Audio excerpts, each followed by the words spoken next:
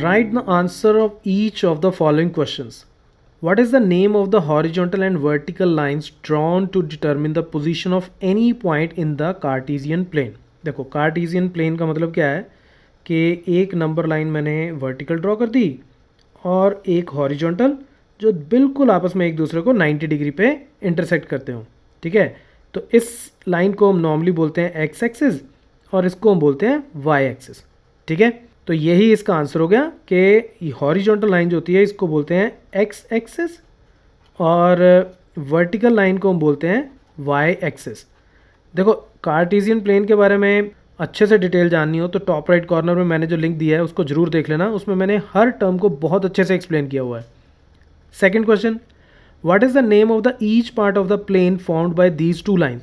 देखो ये जब दोनों लाइन्स आपस में एक दूसरे को ऐसे यहाँ पे इंटरसेक्ट करेंगी तो ये ओवरऑल जो मेरा प्लेन है ये पूरा प्लेन सरफेस है, तो इस प्लेन सरफेस को ये 4 पार्ट्स में डिवाइड करेंगी। एक पार्ट ये, दूसरा ये, तीसरा ये और चौथा ये। ठीक है, ये लाइन है, ये मैं कितनी भी नीचे खींच सकता हूँ, कितनी भी ऊपर, कितनी भी लेफ़्ट, कितनी भी राइट। ठीक है, तो बेसिकली ओवरऑल प्लेन को उसने 4 पार्ट्स में डिवाइड कर दिया और इन सबको हम क्या बोलते हैं, क्वाड्रेंट्स। तो ये क्या हो गए मेरे क्वाड्रेंट्स।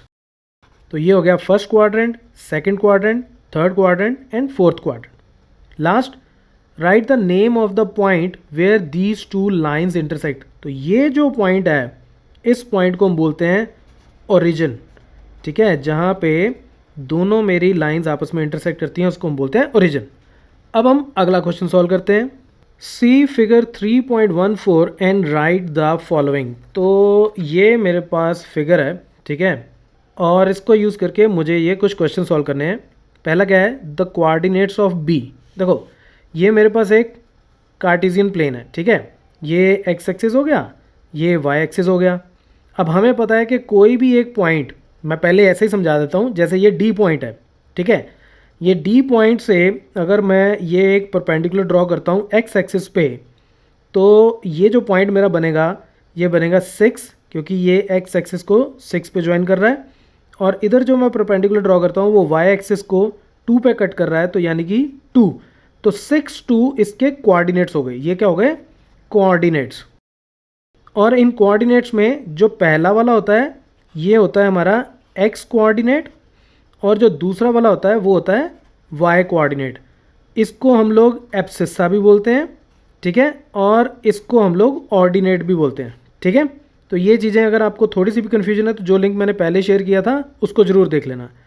अब हम इसको सॉल्व करते हैं। देखो अब वो कहता है हमें बताओ द कोऑर्डिनेट्स ऑफ बी। तो ये रहा मेरा बी पॉइंट, ठीक है। अब कोऑर्डिनेट्स जैसे मैंने अभी अभी समझाया, सबसे पहले आप परपेंडिकुलर ड्रॉ करोगे एक्स एक्सिस के ऊपर, तो वो उसको जहाँ ज्वाइन करेगा तो पहले तो वो पॉइंट ले लेंगे -5। उसके बाद हम वाई एक्सिस, ये जो वाई एक्सिस है इसके ऊपर परपेंडिकुलर ड्रॉ करेंगे, तो इसको ये जहाँ पे ज्वाइन करेगा वो वाला पॉइंट ले लेंगे, तो -5 2 इज़ द आंसर पहले पार्ट का। दूसरा, द कोऑर्डिनेट्स ऑफ सी। तो अब सी पॉइंट मेरा ये रहा, ठीक है, तो पहले वही बात, पहले मैं एक्स एक्सिस के ऊपर परपेंडिकुलर ड्रॉ करूँगा, तो ये मुझे यहाँ मिला 5, तो यानी कि 5 कॉमा, फिर इधर ज्वाइन किया तो मुझे कितना मिला -5, तो 5 - 5 is the answer. Next question, the point identified by the coordinates -3 -5। तो फाइंड आउट करते हैं -3 और -5 पे कौन सा पॉइंट है, -3 मतलब पहले मुझे एक्स एक्सिस की तरफ देखना है, फिर मुझे वाई एक्सिस की तरफ देखना है। तो एक्स एक्सिस की तरफ मैं -3 यानी कि इधर जाऊंगा तो मैं यहाँ पहुँच गया, और वाई की तरफ मुझे -5 यानी कि मुझे ये नीचे यहाँ जाना पड़ेगा। तो एक परपेंडिकुलर मैं इधर से ड्रॉ करूँगा -3 से, तो ये जो पॉइंट इधर चला आ रहा है मेरा परपेंडिकुलर, और एक मैं यहाँ से परपेंडिकुलर ड्रॉ करूँगा, तो ये, तो यानी कि ई पॉइंट जो है वो क्या है, -3 -5। तो ई पॉइंट, इसका एक्चुअली आंसर क्या है, ई पॉइंट, राइट। -3 और -5 के ऊपर जो पॉइंट मिल रहा है वो ई है। इसी तरह 2 और -4 पे भी एक पॉइंट फाइंड आउट करते हैं, कौन सा है, तो 2 मैं इधर चला गया, एक्स एक्सिस पे 2 मुझे ये मिला, और उसके बाद क्या ढूंढना है, -4, वाई के ऊपर -4 ये मिला, तो ये आपस में यहाँ पे इंटरसेक्ट करते हैं, तो यानी कि ये मेरा जी पॉइंट हो गया। ओके, उसके बाद the abscissa of the point D, abscissa मतलब एक्स कोऑर्डिनेट फाइंड आउट करना है। ओके, सिर्फ एक्स कोऑर्डिनेट फाइंड आउट करना है पॉइंट डी का। तो डी पॉइंट कहाँ है, डी पॉइंट ढूंढो भाई यहाँ पे, ये है मेरा डी पॉइंट। ठीक है, तो डी पॉइंट का एब्सिस्सा कितना है, हमने पहले ही सॉल्व कर लिया था इसको, यानी कि एक्स की तरफ ये कितनी दूर है, एक्स एक्सिस की तरफ ये कितनी दूर है, तो 6 इज द आंसर। तो इसका आंसर कितना हो गया, ओनली 6। सिमिलरली अगले क्वेश्चन में the ordinate of the point H, H point का ऑर्डिनेट मतलब इसका वाई कोऑर्डिनेट फाइंड आउट करना है, सिर्फ वाई कोऑर्डिनेट। तो एच पॉइंट कहाँ है हमारा, ये है हमारा एच पॉइंट। तो एच पॉइंट आप देखो कि वाई एक्सिस की तरफ कितनी दूर पड़ता है, तो वाई एक्सिस की तरफ ये इतनी दूर पड़ता है -3, right.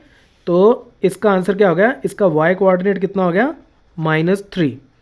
Next the coordinates of the point L, तो पॉइंट एल मेरा कहाँ है, ये रहा मेरा point L. Now this is interesting, हमें क्या फाइंड आउट करना है, इसके कोऑर्डिनेट्स। देखो मैंने आपको पहले भी बताया था कि वाई एक्सिस के ऊपर, वाई एक्सिस के ऊपर एक्स की वैल्यू हमेशा 0 होती है, क्योंकि ये 0 से क्रॉस कर रहा है यहाँ पे। तो इसके ऊपर कोई भी पॉइंट हो वहाँ पे एक्स कोऑर्डिनेट हमेशा ही 0 होता है।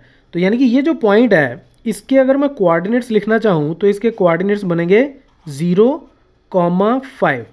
Similarly the coordinates of the point M, M point कहाँ है, एम पॉइंट जो वो एक्स एक्सिस पे लाई करता है, ये एक्स एक्सिस के बिल्कुल ऊपर है।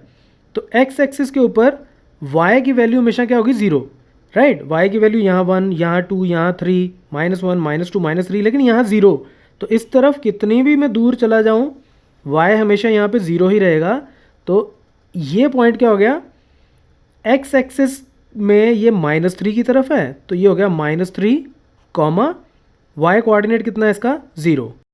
तो -3, 0 is the answer. So that's it from this tutorial. Keep watching Math Mafia.